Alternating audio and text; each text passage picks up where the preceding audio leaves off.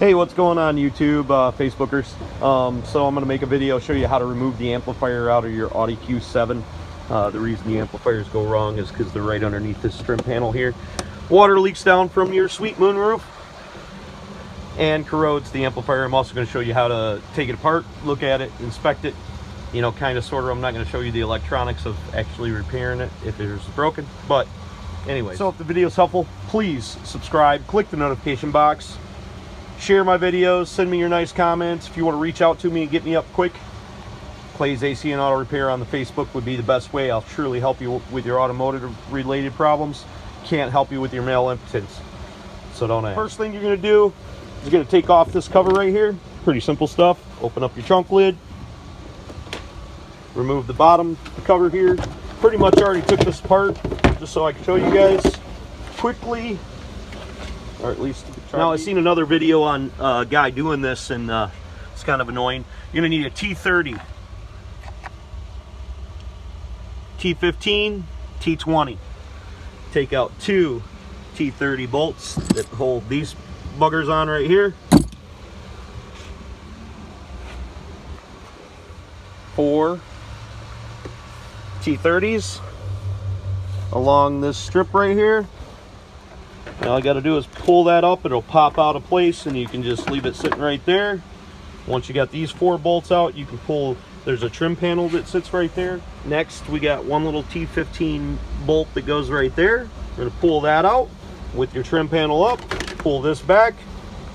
The reason I made this video was there's another guy that shows you how to do this, and he's a Guido from New York, which is all right, but I think he's like, oh, I'm gonna make videos on the internet.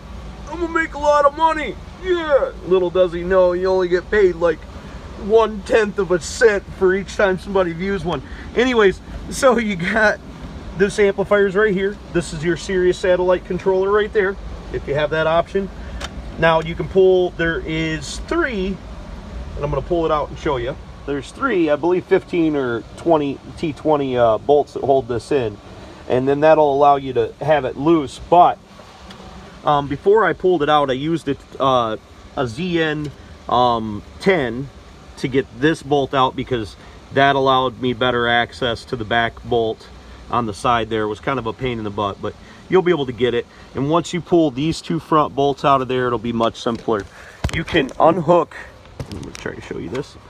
So if you want to unhook this, there's a little tab here. You're going to push it down, and then that'll allow you to swing this backwards. I'll show you. So it gets locked right there. Push the little tab, and then you'll be able to swing it over that way. And then that's how you remove it. Stay tuned if you want to see me take it apart. Okay, so once you've gotten your amplifier out, you want to disassemble it and take a look at it. Technically speaking, you should be grounded before you do that. You're going to take out all of these T15 bolts, and then that's going to hold your cover on. Remove the fan assembly. You're going to take a small pair of needle nose pliers, and you're going to be able to squeeze the clips right down inside here. Don't worry too much. I broke a couple of them taking mine out. And then you'll pull this up, and on this edge you're going to have to remove the fan switch that holds the fan on there, and then you can disassemble that. And because we're pretty certain that water was an issue, we're going to double check our panels, make sure we don't have any corrosion inside there. And that's your fan assembly.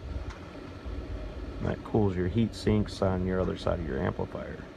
Okay, so technically speaking, before you work on any electrical component, you should have your arm grounded out. Not because you're going to get shocked, but because your fingertips contain electrodes, and they could damage the circuit board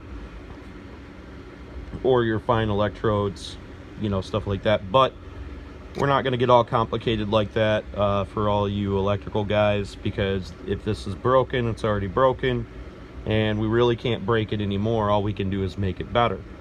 So in my situation, I don't really find too much. I got some corrosion right there, which isn't bad. It isn't great. We're going to clean that up a little bit. Get some right there. And if this wasn't working, you could take it to a television repair shop in your local town if you've seen something that doesn't look right, they can go over it and fix the solder joints and stuff, and maybe save yourself a couple $100 for replacing it. But you guys know me, I like to repair things. I don't generally like to replace them very much. These are capacitors. They store energy for when you're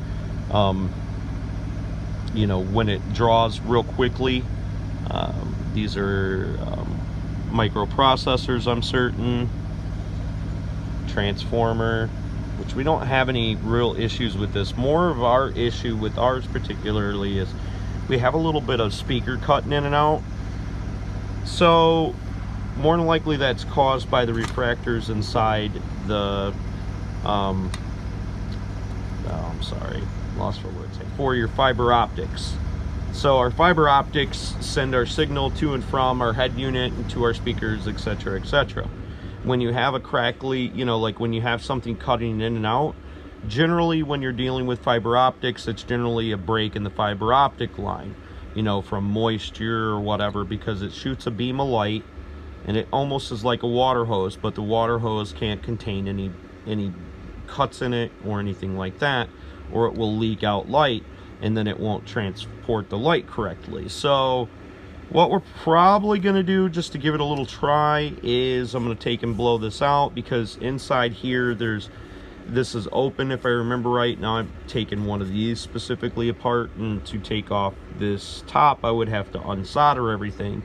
Really not my thing. I could do it, but I really don't feel like doing that. There is a ton of solder joints on this and you can see them there. So that's not really feasible or, you know, worth the time of doing that. So what we're going to do is we're just going to blow it out, and hopefully it works, because the amp itself worked. I'm thinking that we have another problem than what I thought originally. I thought this amp was bad, but I'm pretty certain by just doing a physical inspection of it that I really don't have any issues.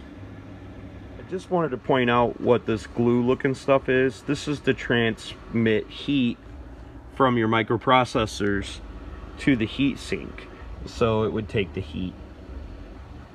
So I went ahead, and I didn't show it to you, but I went ahead and checked the fan. You're going to take a power source, 12-volt power source. You can use a battery, whatever. Obviously red and black. The green one lets it know, like, control speed. But if you put power directly to there and to there, then then you know your fan is working. Because if your radio is going off after it runs for a while, could be that it's not cooling properly. I hope the video helped you in some way. When I took this back apart, I did blow some air in there, dry air. Make sure you don't have any water in your air. Blew out the optics a little bit in there after, you know, you see me take it apart and put it back together. Subscribe to my page. I really appreciate you guys. If you want to help me out a little bit, leave my videos playing while you're working on your stuff. That's cool. Have a great day. Remember, you can't break what's already broken, and you can't fix it if you don't try. God bless.